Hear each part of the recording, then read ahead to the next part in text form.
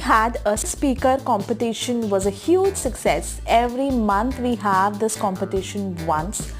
The best part of this event was that when you have to compete with other people, your fellow speakers in the group, you automatically put in all your energies and focus to prepare your best.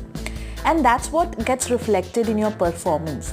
When you win the award, the Pinnacle Speaker Award, it awakens the real hidden speaker in you.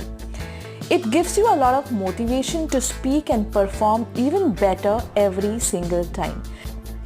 This month, the Pinnacle Speaker Award was won by Praveen, who is a huge entrepreneur based out of Ahmedabad. Yes, he sells laser machines to doctors. Congratulations, Praveen, for being the best Pinnacle Speaker. Do you want to become the next Pinnacle Speaker and win the Pinnacle Speaker Award? Type yes on the chat box so that we'll get back to you.